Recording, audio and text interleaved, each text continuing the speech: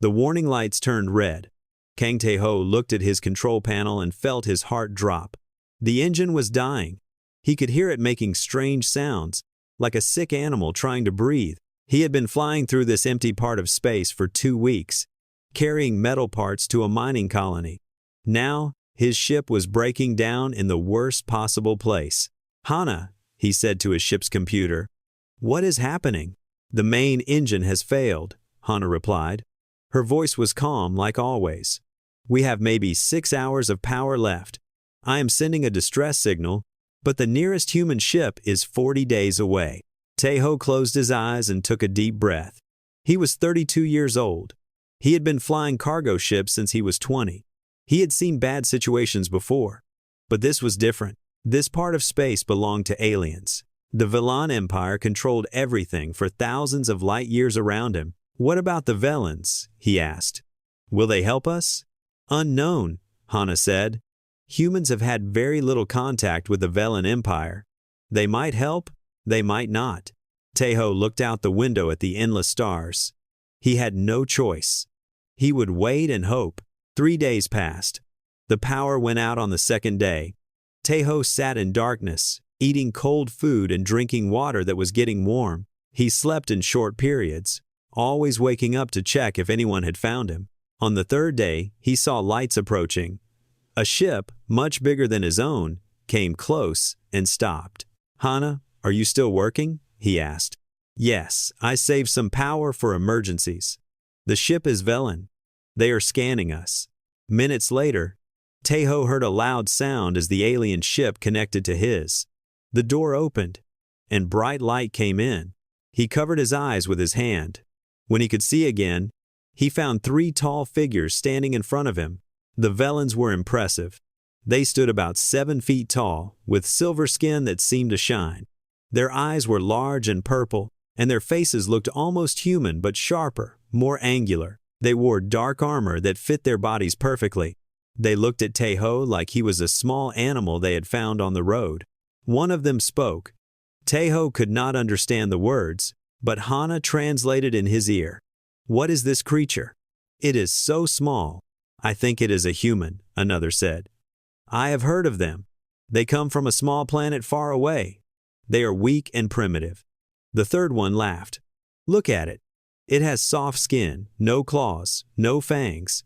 How does such a species survive?" Tae-ho stood up straight. He was only 5 feet 10 inches tall, much shorter than these aliens. But he did not look away from them. He had dealt with bullies before. These aliens were just bigger bullies. "I am Kang Tae-ho," he said slowly. "My ship is broken. I need help." The Velans looked at each other. They seemed surprised that he could speak. One of them grabbed his arm and pulled him forward. The grip was not gentle. "You will come with us," the alien said. "The governor will want to see you. Humans are rare in our space." They took him to their ship. It was much bigger and more advanced than his cargo vessel. Everything was clean and silver, with purple lights running along the walls. Other Velan soldiers looked at him as he walked past. Some of them laughed. Some of them pointed. Tae-ho kept his face calm and said nothing. The journey took several hours. Hana had gone quiet to save power, so Tae-ho was alone with his thoughts. He wondered what would happen to him. Would they help him? Kill him? Keep him as some kind of pet? He did not know, and not knowing was the worst part. Finally, the ship landed. The soldiers took him outside, and Tae-ho saw his first alien city. It was beautiful in a strange way.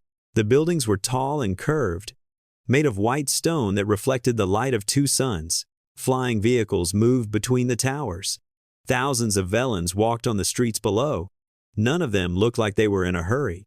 Everyone moved with slow, careful grace. They brought him to a large building in the center of the city. Inside, the halls were wide and decorated with paintings and statues. Tae-ho realized this was not just a government building. This was a palace. The governor was a fat Velan with gold jewelry on his fingers and neck. He sat on a large chair and looked at Tae-ho like he was looking at an interesting insect. "So this is a human," the governor said. "How disappointing.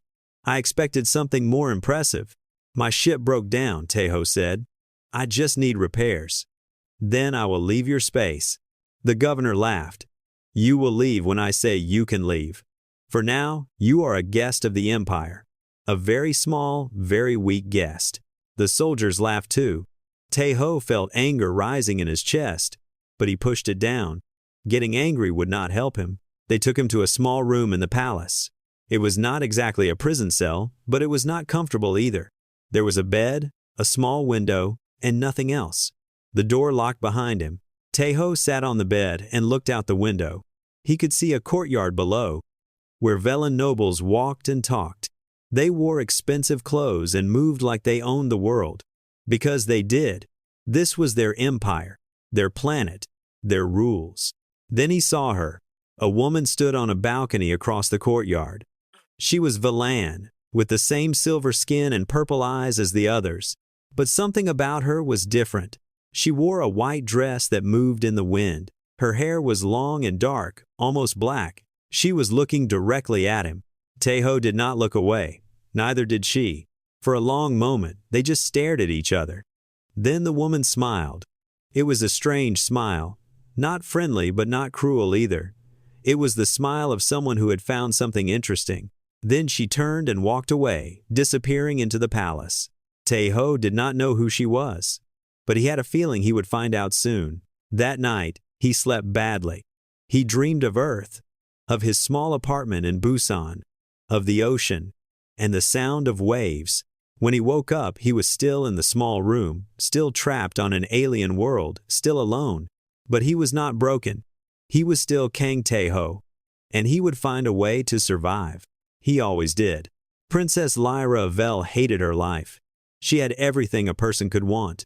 Beautiful clothes, delicious food, servants who did whatever she asked, a palace made of white stone and gold, but she did not have the one thing she wanted most: freedom. She was the third daughter of Emperor Vel, ruler of 1,000 worlds. Her older sisters had already been married to powerful men from important families. Now it was her turn. Her father had chosen Duke Marin, a fat old man with cold eyes and a cruel smile. The wedding was planned for next month. Lyra stood in her father's throne room, trying to control her anger. The emperor sat on his golden chair, looking down at her with tired eyes. He was old now, his silver skin turning gray, his purple eyes losing their light, but he was still the most powerful man in the galaxy. "Father, I do not want to marry Duke Marin," Lyra said. "He is old, he is cruel. His last 3 wives all died under strange circumstances." "Those are rumors," the emperor said. "Duke Maran controls the eastern territories. This marriage will bring peace and stability to the empire." "This marriage will bring me misery," Lyra replied. The emperor sighed. "You are a princess. You do not have the luxury of choosing your own path. Your duty is to the empire." Lyra felt tears building in her eyes, but she refused to let them fall. She would not cry in front of her father. She would not show weakness.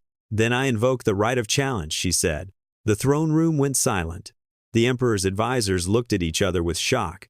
Even the guards seemed surprised. The right of challenge was an ancient law, almost forgotten. It allowed any royal to test their suitors through combat. If a suitor could not defeat the royal's chosen champion, the marriage could not happen. "You cannot be serious," the emperor said. "I am very serious," Lyra replied. "Any man who wants to marry me must first defeat my champion in single combat.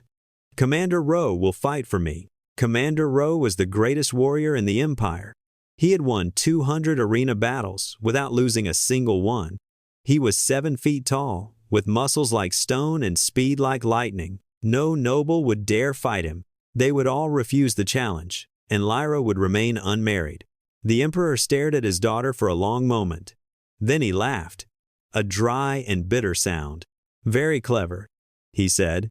"You think you can escape your duty with this old law? Fine, I will allow it. But remember, daughter, if any man defeats Ro, you will belong to him completely. Those are the terms of the ancient law." "No one will defeat Ro," Lyra said confidently. "No one can." She left the throne room feeling victorious. For the first time in months, she felt hope. She had found a way out. The next morning, Lyra walked through the palace gardens. She liked to come here to think, to escape the noise and politics of court life.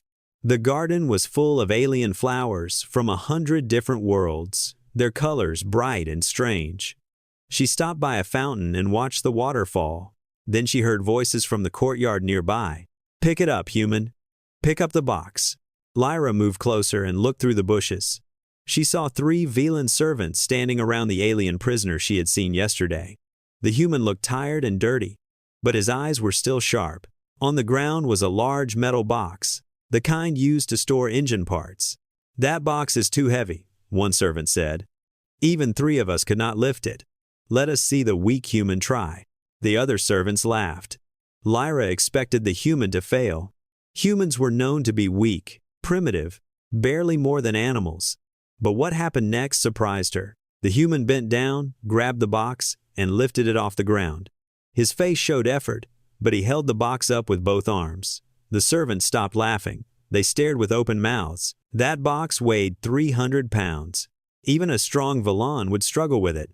The human held the box for 5 seconds, then put it down gently. He looked at the servants with calm eyes. "Anything else?" he asked. The servants said nothing. They quickly walked away, leaving the human alone in the courtyard. Lyra watched him for a while. He sat on the box he had just lifted and looked up at the sky. There was no fear in his face, no despair, just patience, like he was waiting for something. An idea formed in Lyra's mind, a dangerous, crazy idea. That night, she went to the human's room. The guards let her pass without question. She was a princess. After all, she could go anywhere she wanted.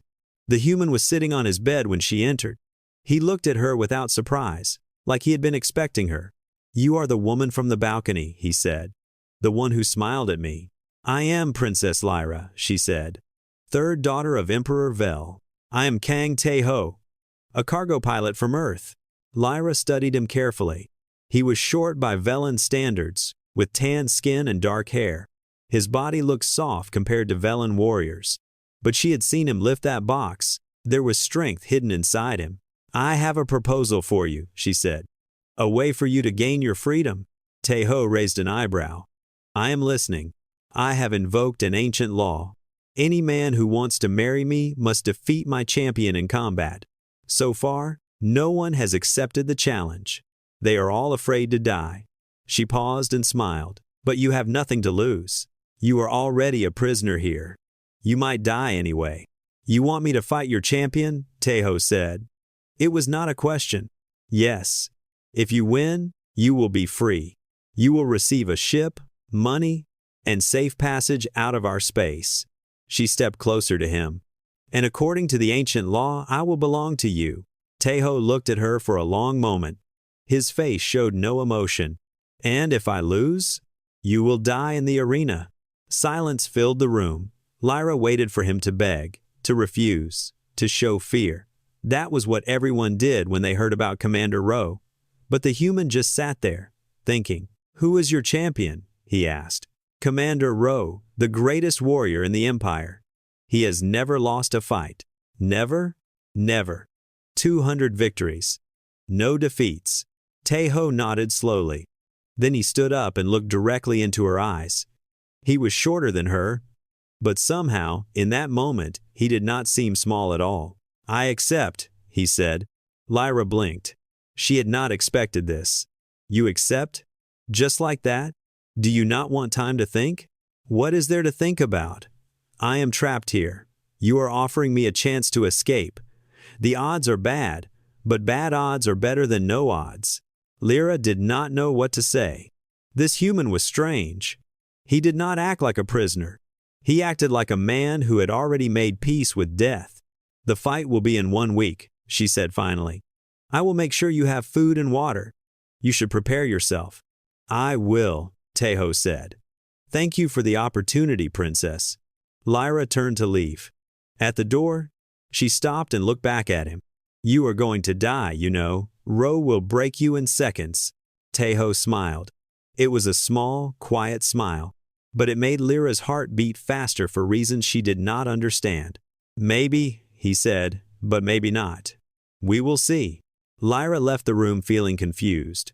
She had made this offer expecting the human to be a joke, a way to show the nobles how ridiculous the right of challenge was. But now, looking into those calm, dark eyes. She was not so sure. Something about Kang Tae-ho was different. And Lyra did not know if that was a good thing or a very dangerous thing. The news spread like fire across the empire. A human had accepted the princess's challenge. A small, weak creature from a distant planet would fight Commander Ro in the arena. Everyone thought it was a joke. Everyone wanted to watch. Within 2 days, every seat in the grand arena was sold.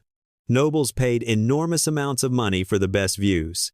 Common people crowded outside, hoping to watch on the public screens.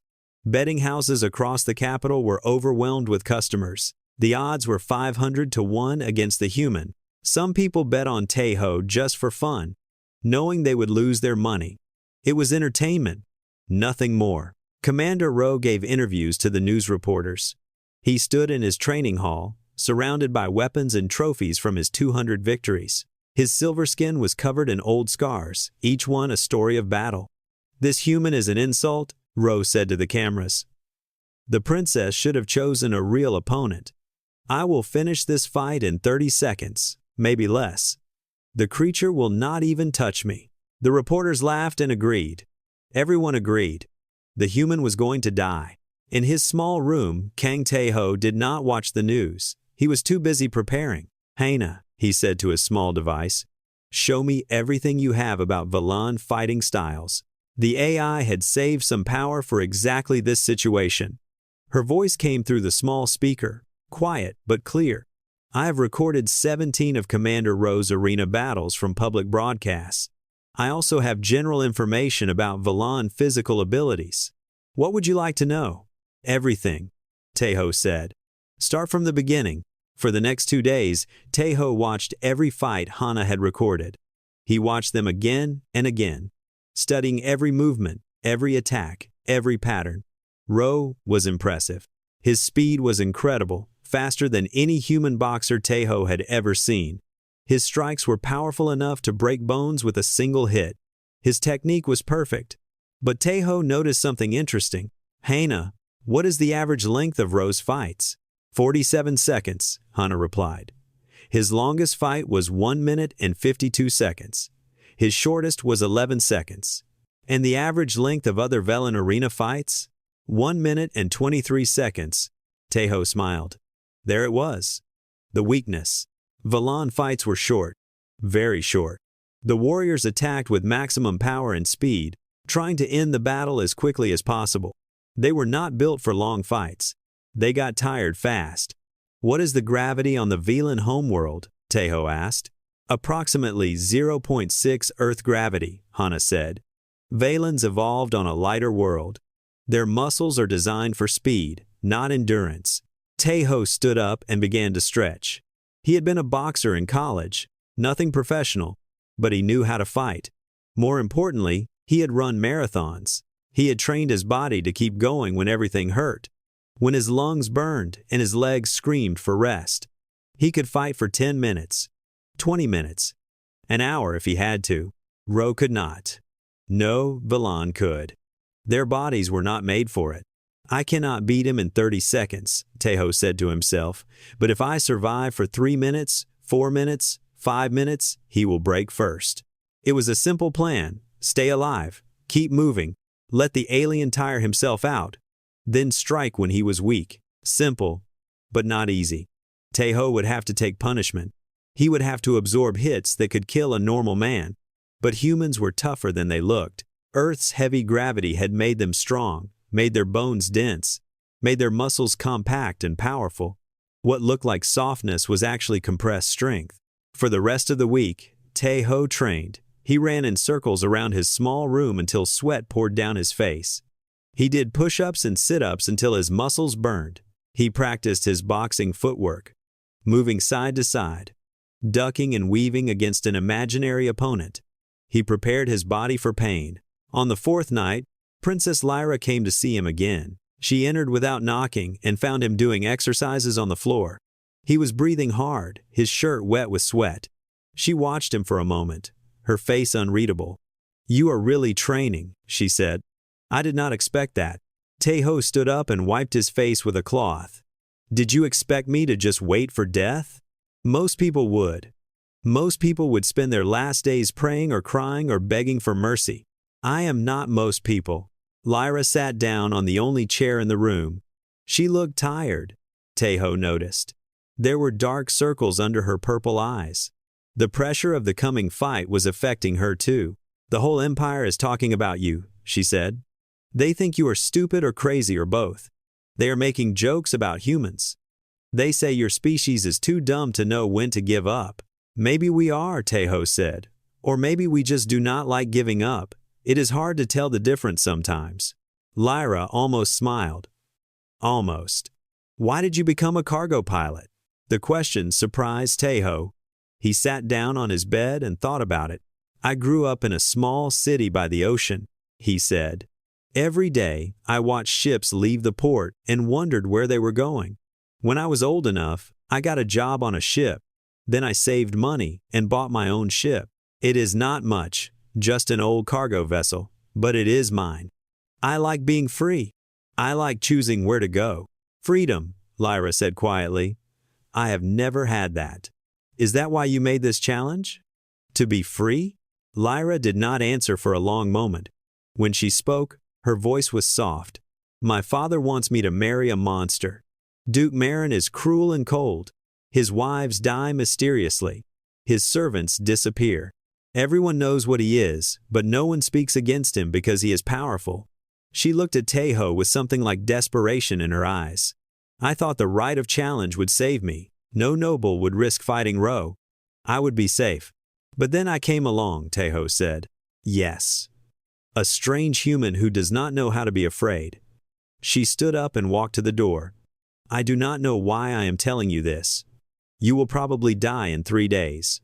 But I wanted you to know, I did not bring you into this fight to hurt you. I brought you in because I had no other choice. Taeho nodded. I understand. And for what it is worth, I do not blame you. You are trying to survive, same as me. Lyra paused at the door. If you somehow win, what will you do? I have not thought that far ahead. First, I need to survive. Then I can make plans. A practical man, Lyra said. I hope your practicality keeps you alive. She left, and Taeho was alone again. He lay down on his bed and stared at the ceiling. In 3 days, he would face the greatest warrior in an alien empire. The odds were impossible. Everyone expected him to die. But Kang Taeho had been in impossible situations before. When his father died, he had been only 15, forced to take care of his mother and younger sister.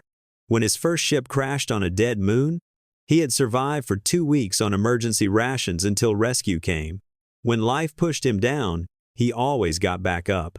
This was just another impossible situation, and he would survive it the same way he survived everything else.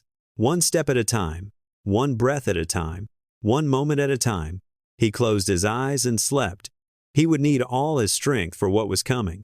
The Grand Arena of Vel was the largest building Taeho had ever seen. It rose from the center of the capital city like a mountain made of white stone and glass.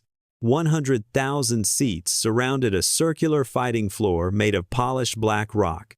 Today, every seat was filled. The crowd made a sound like the ocean during a storm. A constant roar of voices and excitement. Guards came to Taeho's room at dawn. They did not speak to him. They just opened the door and pointed. He followed them through long hallways and down steep stairs until they reached a small room beneath the arena. This was where fighters waited before their battles. The room was cold and empty except for a bench and a mirror. Taeho sat down and tried to calm his breathing.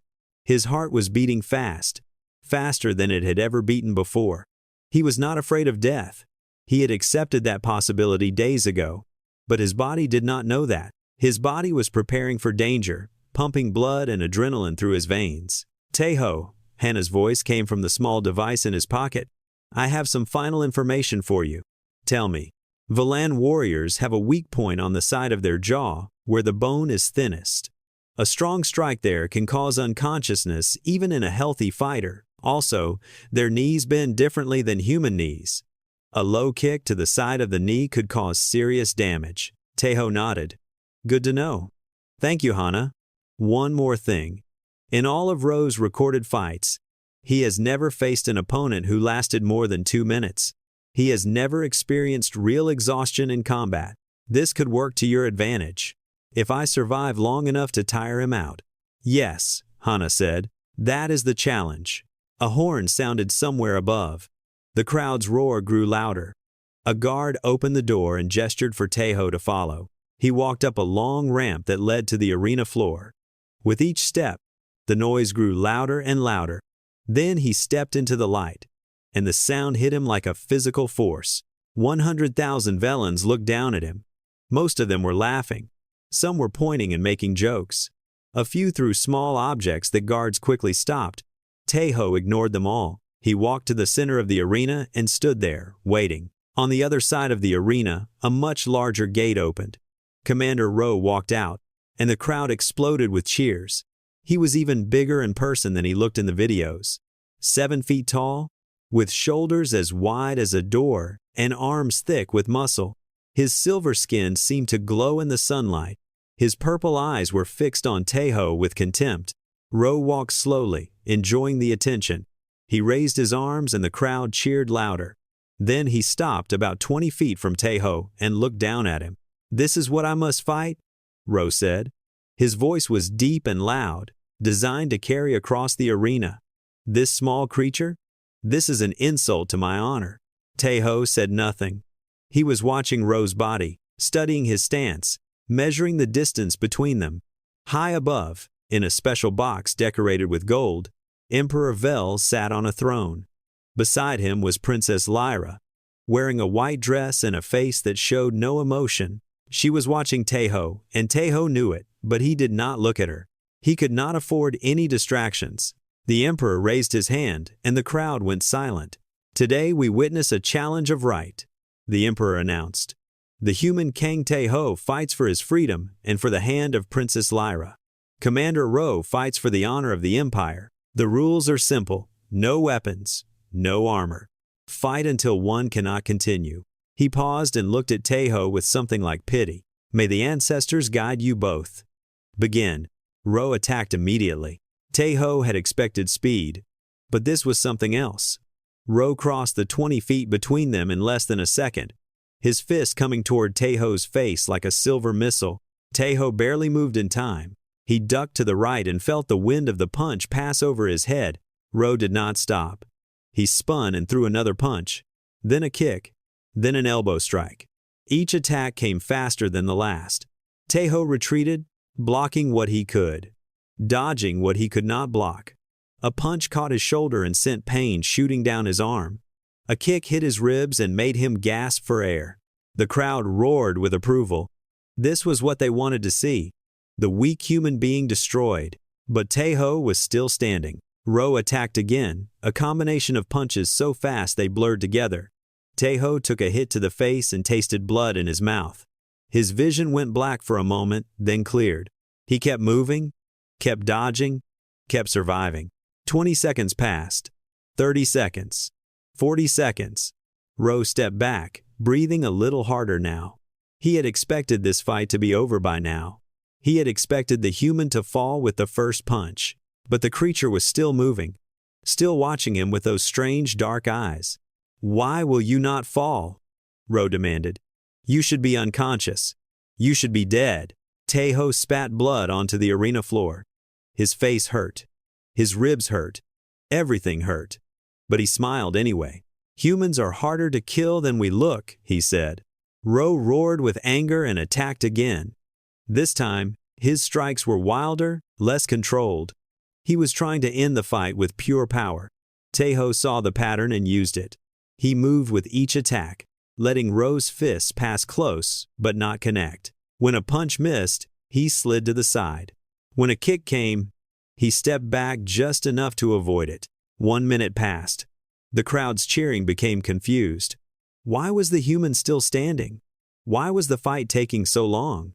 90 seconds. Ro's breathing was heavy now. His movements were slower by a fraction. His perfect technique was getting sloppy. 2 minutes. For the first time in 200 fights, Commander Ro was getting tired.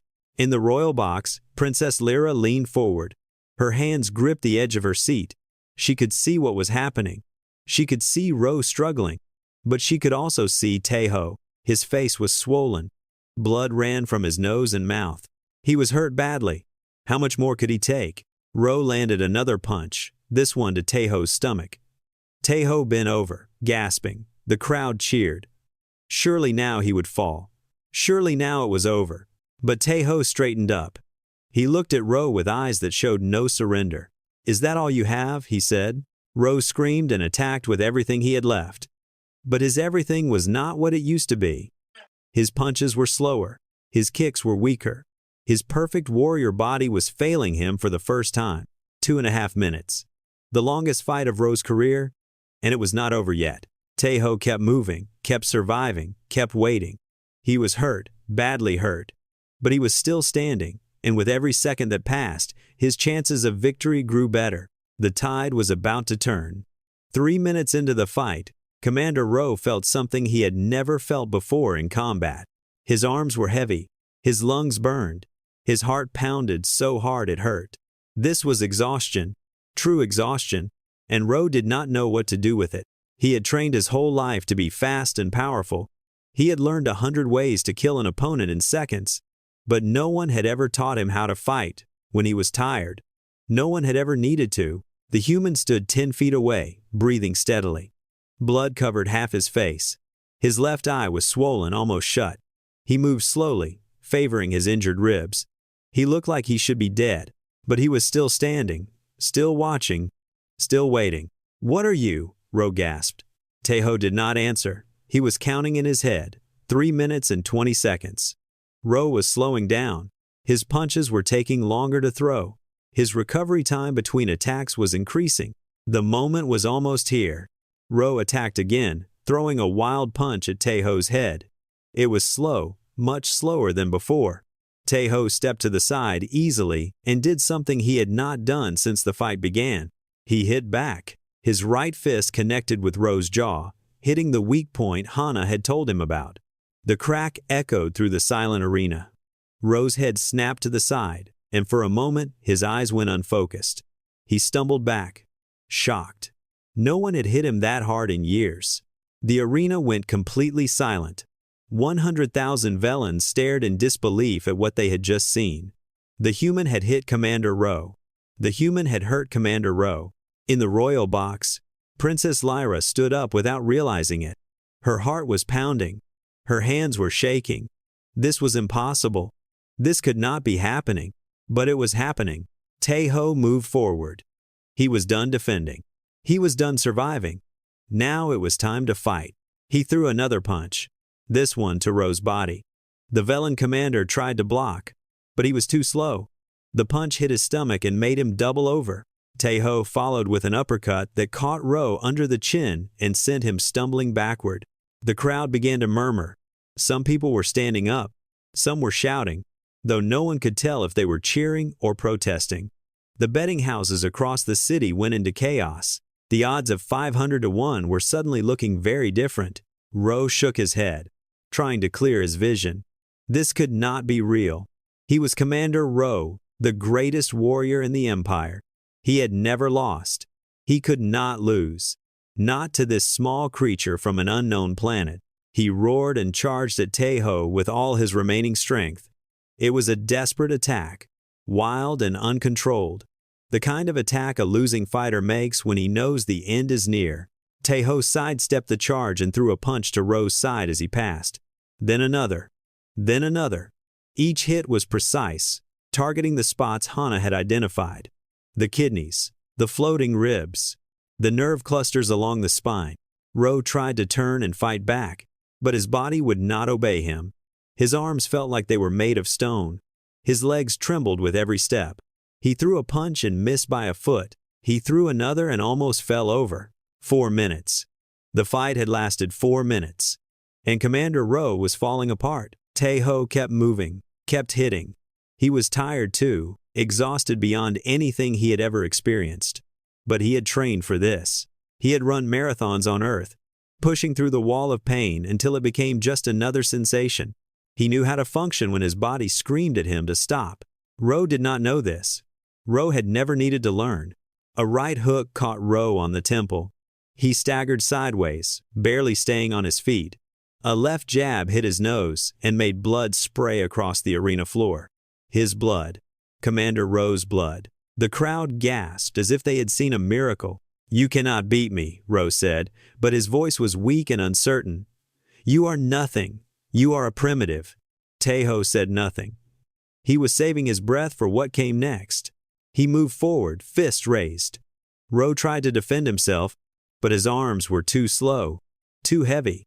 Taeho hit him in the body. Once, twice, 3 times. Each punch made Ro grunt with pain. Then Taeho stepped back, measured the distance, and threw the punch he had been saving.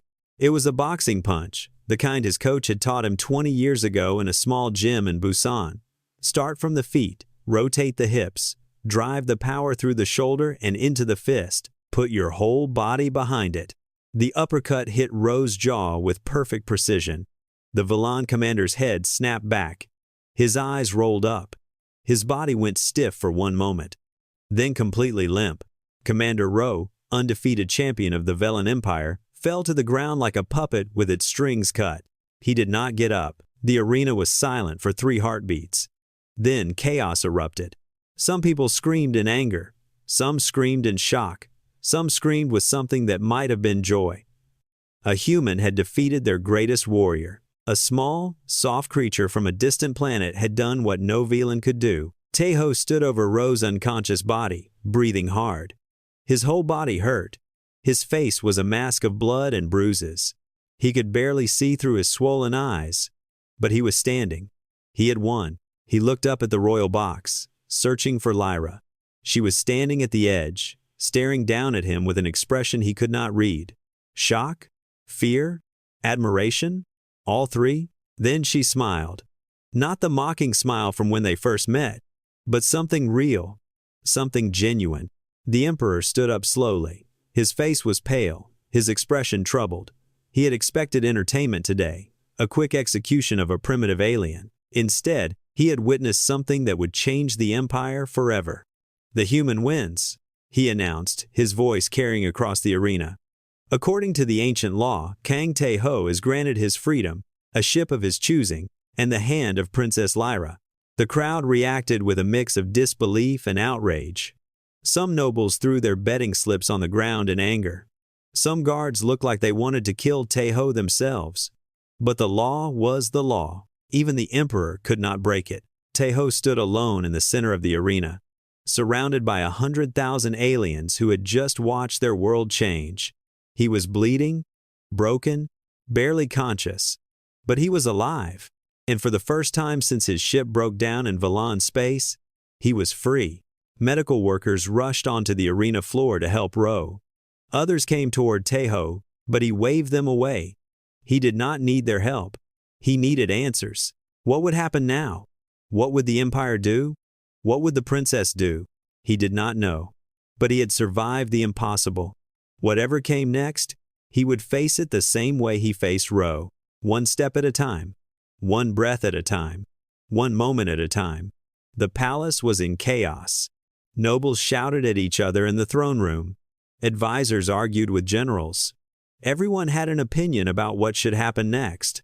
Some demanded that the result be canceled. Some wanted the human killed anyway. Some said the ancient law must be respected. Emperor Vel sat on his throne and listened to them all.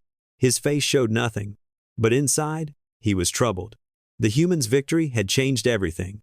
Word was already spreading across the empire. By tomorrow, every world under Velan control would know that their greatest champion had been defeated by an alien. What would the other species think? What would the enemies of the empire think? In a small medical room, King Taeho sat on a bed while Velan doctors treated his injuries. They worked in silence, clearly unhappy to be helping the creature who had humiliated their champion. They wrapped bandages around his ribs, cleaned the cuts on his face, and gave him medicine for the pain. When they were done, they left without saying a word. Taeho sat alone, staring at the wall. He was still having trouble believing what had happened. He had won. He had actually won. Against all odds, against all expectations, he had defeated Commander Ro and earned his freedom. The door opened, and Princess Lyra walked in. She looked different than before. Her formal white dress was gone, replaced by simple clothes. Her hair was loose instead of styled in the elaborate fashion of Velan nobility. She looked younger somehow, and more vulnerable. "The doctors say you will recover," she said. "A few broken ribs, a minor concussion, many bruises. For a human, you are surprisingly durable." "I have been told that before," Tejo said. Lyra sat down on a chair across from him. For a moment, neither of them spoke. "You actually did it," she said finally. "You defeated Ro. I did not think it was possible. Neither did I, honestly, at least not at first. But you fought anyway. Why?" Tejo thought about the question. "Because the alternative was dying slowly as a prisoner. Because I saw a chance, even a small one. Because I do not know how to give up." He shrugged, then winced as his ribs protested. "Humans are stubborn. It is one of our few advantages." Lyra smiled slightly. "Stubbornness defeated 200 victories of VLAN combat training. The Empire will be talking about this for generations. Is that a problem? Are people angry? Some are furious. The nobles feel humiliated. The military feels shamed. Duke Marin is especially upset. He lost his potential bride to a cargo pilot from an unknown planet." "What about you?" Tejo asked. "What do you feel?" Lyra was quiet for a long moment. When she spoke, her voice was soft. "I feel confused. According to the ancient law, I belong to you now. You won me like a prize, like property." She looked at him with uncertain eyes. "What do you intend to do with me?" Tejo studied her face. He saw fear there, and pride, and something else he could not identify. She was a princess who had never had control over her own life. And now, according to Velen law, she had even less control than before. "I have a question for you first," he said. "Do you want to marry Duke Marin?" "No, I told you, he is a monster." "Do you want to stay here in this palace, following your father's orders for the rest of your life?" "No." Her voice was stronger now. "I have never wanted that." "Then what do you want?" The question seemed to surprise her. Lyra opened her mouth, then closed it again. She looked away, thinking. "I do not know," she admitted. "No one has ever asked me that before. My whole life, I have been told what to do, what to wear, what to say, who to marry. I have never been allowed to want anything for myself." Tejo stood up slowly, ignoring the pain in his ribs. He walked to the window and looked out at the alien city, its towers glowing in the light of two setting suns. "The law says you belong to me," he said. "But I do not believe people can belong to other people. Where I come from, we learned that lesson a long time ago, and it cost us a lot of blood and pain to learn it." He turned to face her. "So here is what I am going to do. I am going to take the ship the Emperor promised me. I am going to leave Velen space. And before I go, I am going to ask you one question." Lyra stood up, her eyes fixed on him. "What question?" "Do you want to come with me?" Silence filled the room. Lyra stared at him like he had spoken in a language she did not understand. "You are giving me a choice," she said. "Yes." "Why?" "You won me. The law gives you complete power over me. I do not care about your law. I care about what is right." Tejo walked toward her and stopped a few feet away. "You saved me from dying alone in space. You gave me a chance when I had none. The least I can do is give you the same thing. A chance. A choice." Lyra's eyes filled with tears, but she did not let them fall. She was still a princess, even now. She still had her pride.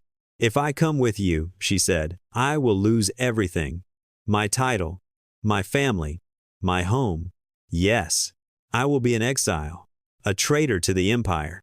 Yes, I will have nothing except what I carry with me." "You will have your freedom," Tejo said. "Is that not worth something?" Lyra laughed, a sound that was half joy and half pain. "You are very strange, Kang Tejo. No Velen man would ever make this offer. No Velen man would give up power over another person voluntarily. I am not Veland. I am human. We do things differently." Lyra was quiet for a long time. Then she took a deep breath and made her decision. "Yes," she said. "I will come with you. I do not know what will happen. I do not know where we will go. But for the first time in my life, I am choosing my own path. That is worth more than any title or palace." Taeho smiled. The first real smile since he had been captured. "Good. Then we should leave soon. I do not think your father will be happy about this. He will be furious." Lyra agreed. "The whole empire will be furious." "Then let them be furious. We will be far away by the time they calm down." Outside the medical room, the palace continued its chaos. Nobles argued. Generals shouted. The emperor made plans and gave orders.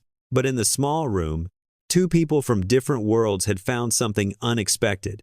Not love, not yet, but respect, understanding, the beginning of a partnership, and tomorrow they would fly away together into the stars.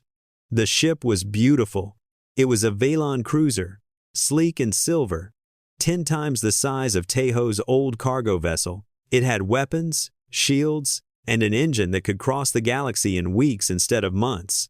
The emperor had given it to him reluctantly, as the ancient law demanded.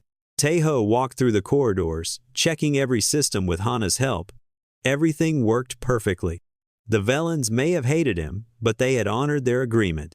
"Power systems at 100%, Hana reported.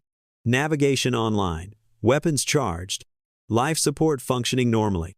We can leave whenever you are ready." "Good. Let Lyra know we depart in 1 hour." Lyra was in the cargo bay, looking at the small collection of items she had brought from the palace. A few clothes, some jewelry she could sell if they needed money, a data chip containing family pictures. That was all. Her entire life, reduced to a single bag.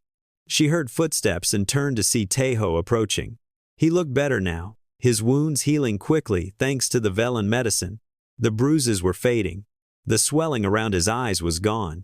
"Having second thoughts?" he asked. "No," she said. "I was just thinking about how strange life is. A week ago, I was a princess preparing for a marriage I did not want. Now I am running away with a human I barely know. Life changes fast sometimes." "Yes, it does." She picked up her bag and looked at him. "Where are we going?" Taeho smiled. "I was thinking we could visit Earth first. I should let my mother know I am still alive. Then we can go wherever we want. The galaxy is big. I have never been outside Valon space," Lyra admitted. "There are thousands of worlds I have never seen. Then we have a lot of exploring to do." They walked together to the bridge. It was a large room with a curved window that showed the city below. Guards stood around the landing platform, watching the ship with hostile eyes. None of them were happy about this. Their princess was leaving with an alien, and there was nothing they could do about it. Taeho sat in the pilot's chair and began the launch sequence. Lyra took the seat beside him, watching the controls with curiosity. She had never flown a ship before. She had never been allowed. "Attention, Velan Control," Taeho said into the communicator. "This is the ship. What is this ship called?" "It has no name," Hana said. "Velan military vessels are identified by numbers. Then we will give it a name." He thought for a moment. "We will call it the Second Chance." Lyra smiled at that. "I like it." The ship lifted off the platform and rose into the sky. The city fell away below them, its white towers shrinking until they looked like toys. Soon they were in space, surrounded by stars. Just as they were preparing to leave Velan territory, the sensors detected something. Hana's voice came through the speakers. "Taeho, I am picking up multiple contacts approaching from the direction of Earth. Their signatures match human military vessels." Taeho leaned forward, staring at the display. "Human ships? Here? In Valon space?" "Confirmed. 12 ships. They appear to be responding to your distress beacon, the one you sent when your ship first broke down." Taeho had forgotten about the beacon. He had sent it weeks ago, never expecting anyone to receive it. But someone had, and humanity had come. "They came for me," he said quietly. "It appears so.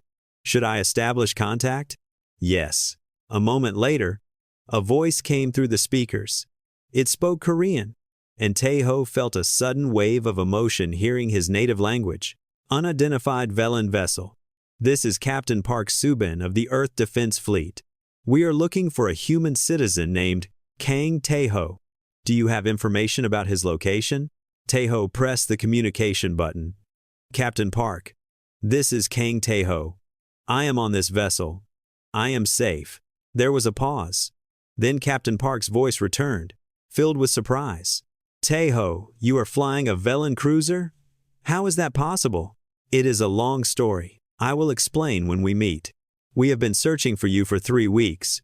When we received your beacon, Earth Command sent us immediately. No human has ever been lost in Velen space before. We were not sure what to expect. What did you expect?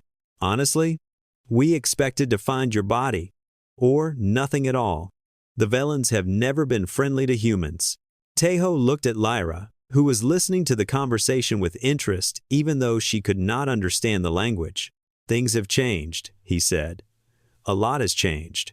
So I see. We will escort you home, Taeho. Earth will want to hear your story. The human ships formed a protective formation around the second chance as they left Velen space. Taeho watched them through the window, these vessels from his homeworld. They were smaller than Velen ships, less elegant. But they were here. They had come for him. Lyra watched the human ships with wonder. Your people came all this way just to find you? Yes. Why? You are just one person. Taeho thought about the question.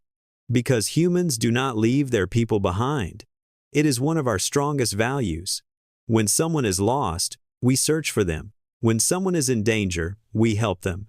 It is how we survive. The Velens would never do that, Lyra said. If a Velen soldier is captured, they are considered lost. No one comes for them. Then the Velens have something to learn from us.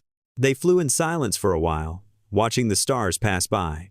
Then Lyra spoke again. What will happen when news of your victory spreads across the galaxy?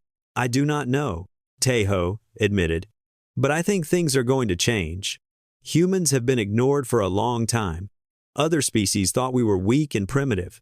Now they know the truth. What is the truth? Taeho smiled. That we are stronger than we look.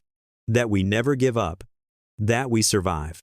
Behind them, the Velen Empire began to receive reports from across its territory. Other species were asking questions about the human who defeated Commander Ro. Diplomats wanted to meet with Earth. Merchants wanted to trade with Earth. Scientists wanted to study Earth. And in secret rooms, in the palaces of a dozen alien civilizations, military leaders looked at their maps and reconsidered their plans. Humans were no longer a species to ignore. Humans were a species to watch. In the medical wing of the Velen Palace, Commander Ro woke up from unconsciousness. His jaw was broken. His pride was destroyed. But as he lay in his bed, staring at the ceiling, he felt something other than shame. He felt respect. The human had beaten him fairly. The human had outthought him, outlasted him, overcome him. Ro had spent his whole life believing Velens were superior to all other species. Now he knew that was not true. Maybe, he thought, there were things the Velens could learn from humans. Maybe the galaxy was bigger than any of them had imagined. Far ahead, Earth waited like a small blue dot in the darkness of space. Taeho had not seen his home in 2 years. He wondered what his mother would say when she met Lyra. He wondered what his old friends would think of his story. Beside him, Lyra watched the stars with new eyes. She was no longer a princess. She was no longer property. She was free, truly free, for the first time in her life. Where do we go after Earth? She asked. Taeho turned to her and smiled. Wherever we want, he said. The whole galaxy is out there, waiting for us. We can explore it together. Lyra reached over and took his hand. It was a small gesture, but it meant everything. 2 people from different worlds, flying into an uncertain future. But they were not afraid. Whatever came next, they would face it together. And that was enough. The second chance flew toward Earth, surrounded by human ships, carrying a human pilot and an alien princess into a future that neither of them could predict. But one thing was certain. The galaxy would never look at humanity the same way again. The small blue planet had just announced itself to the universe, and the universe was listening.